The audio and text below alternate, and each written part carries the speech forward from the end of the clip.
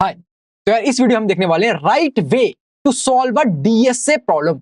एक DSA problem को solve करने का सही तरीका क्या है।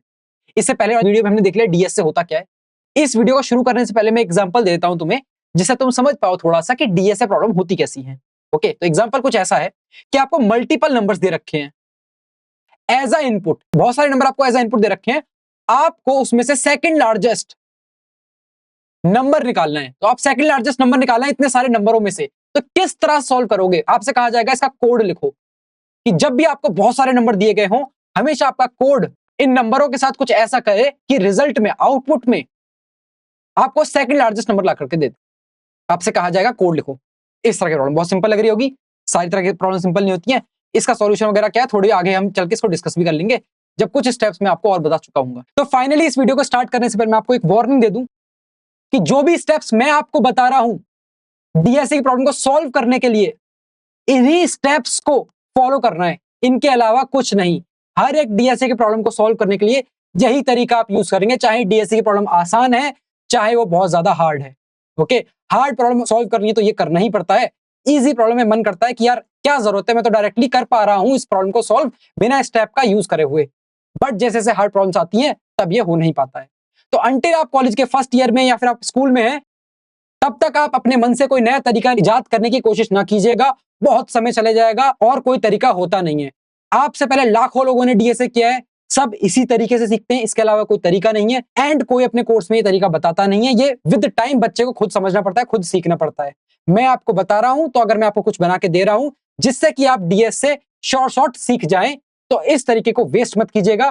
तो अब शुरू करते हैं यार वीडियो को। बस आपको ध्यान रखना है कि यही स्टेप्स हैं डीएसए प्रॉब्लम को सॉल्व करने के। इन सारे स्टेप्स का स्क्रीनशॉट लेकर के, फाइनल स्लाइड का स्क्रीनशॉट लेकर के कंप्यूटर का वॉलपेपर बना लेना इसको। यही स्टेप्स हैं, हर एक प्रॉब्लम को मैं इसी तरह से सॉल्व करूंगा। ओके, तो चलो शुरू करते हैं। अब सबसे पहला स्टेप क्या होता है? सबसे पहला स्टेप होता है प्रॉब्लम को समझना, अंडरस्टैंडिंग दी प्रॉब्लम, कि आपकी प्रॉब्लम क्या कह रही है, कि जीरो वैल्यू के लिए क्या आउटपुट चाहिए उसको, नेगेटिव वैल्यू के लिए क्या आउटपुट चाहिए, पॉजिटिव वैल्यू के लिए क्या आउटपुट चाहिए।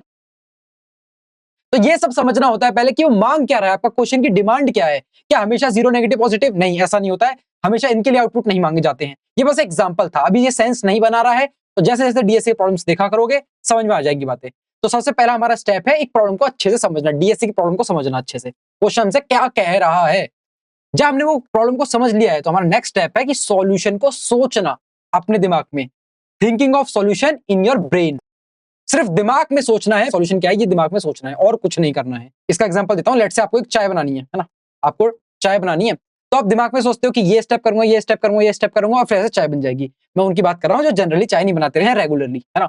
अब जैसे जिन लोगों को चाय बनानी आती है, फिर आप बहुत बार चाय बना लेंगे, तो आपको क्या सोचना पड़ेगा, पहले ये इस तरह से चाय बनाऊंगा, मैं पहले जाऊंगा फिर बॉईल करूंगा फिर बाउल लूंगा। इस तरह की बातें नहीं सोचेंगे आप जाएंगे, आप करना शुरू करेंगे और आपको पता चलता रहेगा कि अगला स्टेप ये, अगला स्टेप ये, अगला स्टेप ऐसे। इसी तरह से डीएसए में होता है कि स्टार्टिंग में आपको सोचना पड़ता है हमेशा कि अच्छा पहले मैं ये करूंगा, पहले ये करूंगा, फिर ये करूंगा, फिर ये करूंगा। आपको सोचने पड़ते हैं सारे स्टेप्स और बाद में ये सेकंड नेचर बन जाता है आपका। आपको पता होता है करते करते कि अगला स्टेप क्या होगा।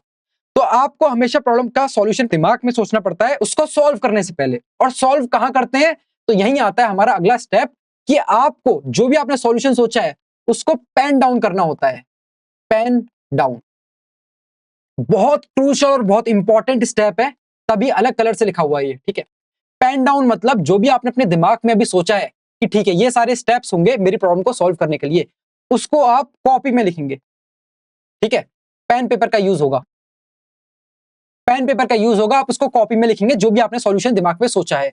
आपका हाथ कीबोर्ड तक नहीं जाना चाहिए जब तक आप ये स्टेप ना कर लें, है ना।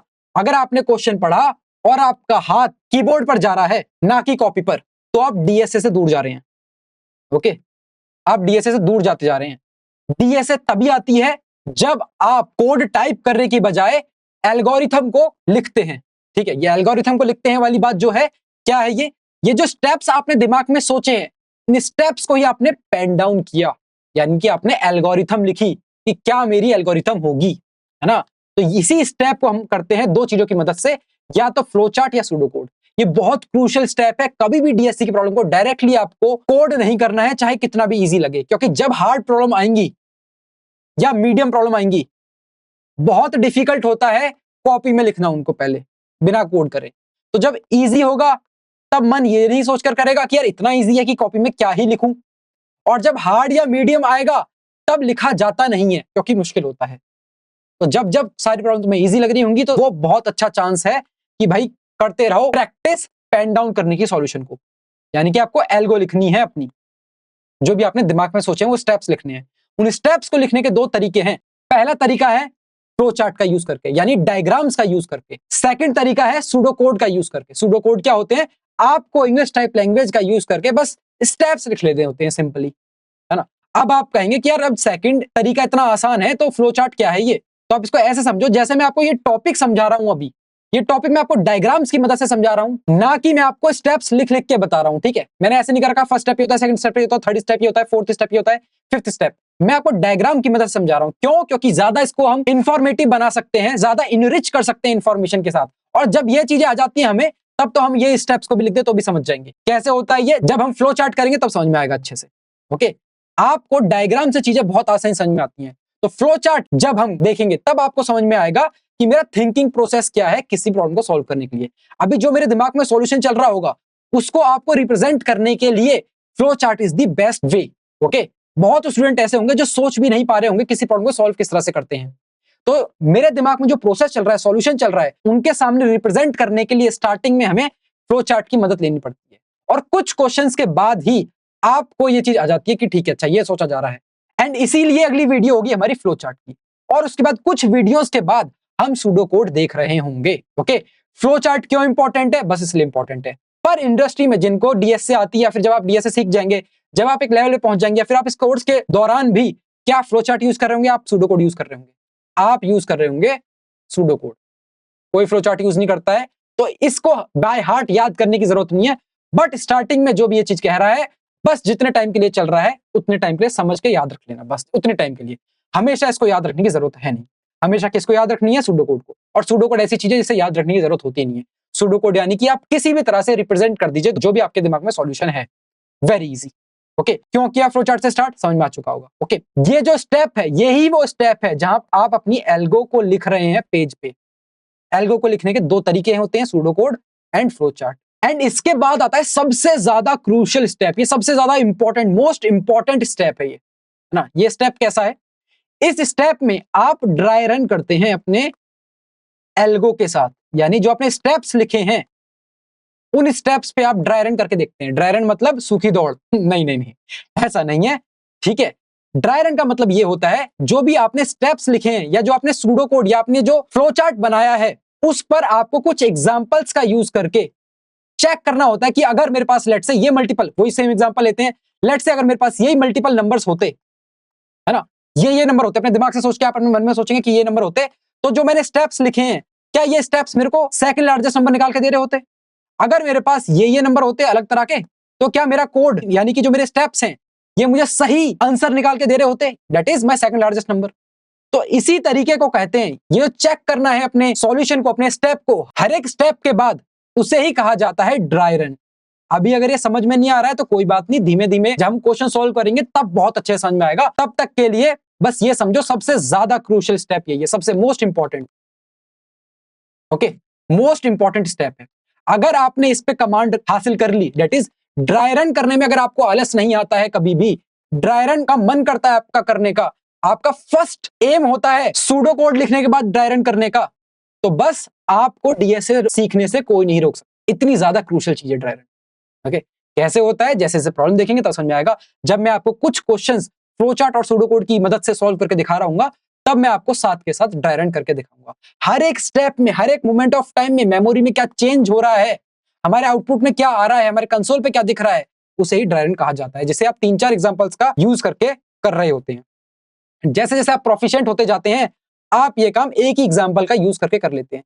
इनिशियली आप 3-4 एग्जांपल लिया करेंगे, अपने दिमाग से सोचा करेंगे। स्टूडेंट मुझसे हमेशा ये चीज पूछते हैं कि भैया आप कैसे एग्जांपल सोच लेते हो अपने दिमाग में जिस पे आप ड्राई रन कर रहे होते हो? ये चीज आती है यार एक्सपीरियंस के साथ। जैसे जैसे आप क्वेश्चन सॉल्व करते जाते हो, आपको ये चीज आती जाती है। अभी मैं सिर्फ एक ही एग्जांपल सोचूंगा और सारे एज केसेस कवर कर लूंगा, बट आपको 3-4 एग्जांपल पे ड्राई रन करके देखना पड़ेगा, ये जानने से पहले कि क्या आपकी एल्गो सही है या नहीं। तो ये फर्क है, और ये फर्क इसलिए बिकॉज ऑफ एक्सपीरियंस। जैसे जैसे आप नंबर ऑफ प्रॉब्लम ज्यादा सॉल्व करते जाएंगे, ये चीज आती जाएगी आपको कि आप ऐसा एग्जाम्पल सोच पाएंगे, ऐसे टेस्ट केसेस सोच पाएंगे। अभी टेस्ट केसेस क्या होता है, एज केसेस क्या होता है, ये आगे समझ में आएगा, अभी बहुत जल्दी है उसके लिए, ठीक है, अभी वो टाइम नहीं है कि मैं आपको समझा सकूं, ठीक है। बट फिर भी एक एग्जाम्पल देने का ट्राई करता हूं, वही सेम एग्जाम्पल, ठीक है। आपके पास मल्टीपल नंबर्स हैं, उसमें से आपको सेकंड लार्जेस्ट निकालना है। अब लेट से आपके पास वो सारे के सारे नंबर सेम हुए, तो आप कैसे निकालेंगे?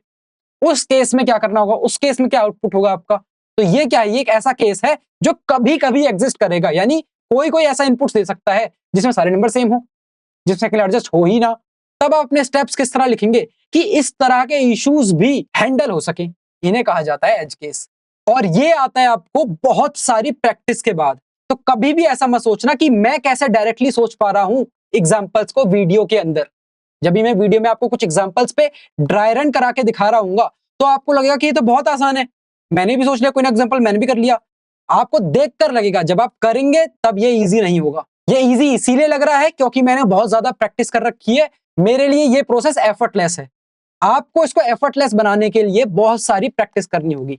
तो कभी भी जब मैं ड्राई रन कर रहा हूँ, वो ड्राई रन ये नहीं कि सिर्फ आपको देख करके कोड करना है, नहीं, आपको उस ड्राई रन को खुद करके देखना है। अलग अलग एग्जाम्पल्स पे, सेम एग्जाम्पल्स पे मत करना ड्राई रन को।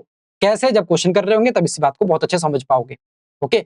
बट ये बहुत ज्यादा क्रूशियल स्टेप है, ओके। एंड इसके बाद जो हमारे पास स्टेप होता है वो होता है सोर्स कोड लिखने का, यानी कि जो भी आपकी हाई लेवल लैंग्वेज है, इस कोर्स के अंदर जो हाई लेवल लैंग्वेज हम यूज कर रहे हैं वो है जावा। तो जावा के अंदर फाइनली कोड राइट करना, यानी कि अब आप जाकर के कीबोर्ड को टच करेंगे, ओके। इससे पहले के सारे स्टेप्स आप कॉपी पे ही कर रहे थे, जो भी कर रहे थे। एंड ट्रस्ट मी, जो लोग कॉपी से दूर भागेंगे, जो कॉपी पे नहीं लिखेंगे, पेन की तरफ उनका हाथ पैरे नहीं जाएगा, तो उनसे डीएसए दूर जाएगा। वेरी सिंपल, इतना सा ही लॉजिक है। आप इसको चेंज नहीं कर सकते। आप चाहे कितने ही ब्रिलियंट हो, आपको लग रहा हो कि नहीं मुझे जरूरत नहीं है, बट इसको कोई भी स्किप नहीं कर सकता। जो भी डीएसए सीखता है उसको ये करना पड़ता है। तो इस स्टेप में आप लिखते हैं अपना कोड, जो भी आपकी प्रोग्रामिंग लैंग्वेज है उसका यूज करके। ये लैंग्वेज होती है प्रोग्रामर फ्रेंडली, यानी कि प्रोग्रामर कौन? We are the programmer. ये लैंग्वेज इंग्लिश टाइप लैंग्वेज होती है। कैसी होती है? अभी थोड़े टाइम में इसका सिंटैक्स शुरू हो जाएगा। जैसे हम फ्लोचार्ट और सूडोकोड सीख चुके होंगे, उसके बाद हम इस लैंग्वेज का सिंटैक्स देखना शुरू करेंगे। इनिशियली क्या होता है, ये थोड़ा हार्ड लगता है, ये थोड़ा हार्ड लगता है बिकॉज इस लैंग्वेज के रूल्स नहीं याद हुए होते हैं। बट जैसे ही आप एरे एंड स्ट्रिंग खत्म कर चुके होंगे, तो आपको मोटे मोटे सारे रूल्स आ चुके होंगे इसके, यानी कि आप कोड लिखने में नहीं फंसा करेंगे। तब आप फंसा करेंगे इन चीजों में, यानी कि सॉल्यूशन सोचने में, उसका ड्राई रन करने में, या फिर सूडो कोड लिखने में, ओके। अभी आपको ये बहुत हार्ड लगेगा, आप इसके बारे में ज्यादा सोचा करेंगे, बट बाद में ये हार्ड लगेगा और इसके बारे में सोचा करेंगे। इसीलिए अभी से ही आदत डालना कि आपका हाथ सबसे पहले पेन की तरफ जाना चाहिए। कितना भी इजी क्वेश्चन हो, आप सबसे पहले उसका सूडो कोड लिखें, देन आप ड्राई रन करें, ओके। उसके बाद हम सोचेंगे सिंटैक्स के बारे में। सिंटैक्स सब लोग सीख जाते हैं, लेकिन जो सीख नहीं पाते हैं लोग चीज, वो होती है लॉजिक बिल्डिंग, जो कि आती है इन दोनों स्टेप से। आपकी अगर लॉजिक बिल्डिंग नहीं है स्ट्रॉन्ग डीएसए में, तो आप डीएसए नहीं सीख सकते। डीएसए हमेशा वीक रहेगा। एंड जो भी मुझसे पूछता है कि भैया आपकी लॉजिक बिल्डिंग इतनी स्ट्रॉन्ग क्यों है, तो लॉजिक बिल्डिंग का सिर्फ यही रीजन है, because of this dry run and pseudo code. मैं कोड बाद में लिखता हूं, पहले मैं ड्राई रन करता हूं या उसका सूडो कोड लिखता हूं। वेरी सिंपल है ना। और यही तरीका है, आपसे पहले लाखों लोगों ने करा है डीएसए, सबने यही तरीका फॉलो किया है। आप इस तरीके से अलग तरीका अपना निकालने की कोशिश ना कीजिएगा, टाइम वेस्ट होगा। अंटिल आपके पास बहुत ज्यादा टाइम है, आप कर सकते हैं कोई नया तरीका ढूंढने की कोशिश, ओके। तो ये स्टेप में हम लिखते हैं कोड। कोड लिखने के बाद फाइनल स्टेप होता है हमारा कंपाइलर या इंटरप्रेटर को पास कर देना। क्योंकि हम जावा कर रहे हैं, तो जावा के पास कंपाइलर और इंटरप्रेटर दोनों होते हैं। तो हमने पास कर दिया अपने कोड को कंपाइलर एंड इंटरप्रेटर के अंदर, एंड फाइनली हमारे पास आ गया मशीन कोड। मशीन लैंग्वेज में हमारे पास कोड आ गया, प्रोग्राम आ गया, और ये प्रोग्राम होता है कंप्यूटर फ्रेंडली, ओके। तो इस स्टेप में, ये जो स्टेप है यहां पे जो आप लिख रहे हैं, ये है आपकी एल्गो, एंड इस स्टेप में जो आप लिख रहे हैं वो है आपका प्रोग्राम, या आप कोड कह सकते हैं, ओके। एल्गो कौन से स्टेप में होती है, प्रोग्राम कौन से स्टेप में होता है, समझ में आ गया होगा बहुत क्लियरली एल्गो और प्रोग्राम के बीच में क्या अंतर है। तो इस बात का ध्यान रखना यार। आपको लग रहा हो कि यार इतना इजी है कि मैं इसको कॉपी में लिख करके क्या देखूं, वही सेम एग्जांपल कि यार चाय बनानी तो मुझे आती है, मैं क्यों लिखूं स्टेप्स को। तो मैं आपको रीजन दे रहा हूं अभी, इसको मान लीजिएगा प्लीज। आपके ही फायदे की बात है कि जब मैं बोलूंगा आपसे मेन कोर्स, यानी कोई डिश बनाने का, तब आपसे लिखे नहीं जाएंगे स्टेप्स, क्योंकि आदत नहीं होगी। मन मानता ही नहीं है कि मैं स्टेप्स को कॉपी में लिखूं या ड्राई रन करूं। और ये सबके साथ होता है जो इन स्टेप्स को स्किप कर देते हैं। तो होपफुली मैं बहुत ज्यादा इंफिसाइज कर चुका हूं इस चीज पे आपको कि किस तरीके से what is the right way to solve a DSA problem, और this is the right way only. यही सही तरीका है, इसके अलावा कोई तरीका सही नहीं है। आप अपना तरीका निकालने की कोशिश ना कीजिएगा अंटिल आपके पास बहुत ही ज्यादा समय है, आप फर्स्ट ईयर में हैं कॉलेज के या आप स्कूल के अंदर हैं और आप तरीका निकालना चाहते हैं। टाइम वेस्ट करने का सेंस ही नहीं बनेगा। तो नेक्स्ट वीडियो से यार हम देखेंगे फ्लो चार्ट एंड कुछ वीडियोस बाद हम सूडो कोड देखेंगे। इनका यूज करके हम प्रॉब्लम सॉल्व कर रहे होंगे कुछ। ओके, तो यार मिलते हैं नेक्स्ट वीडियो में। Until then bye bye.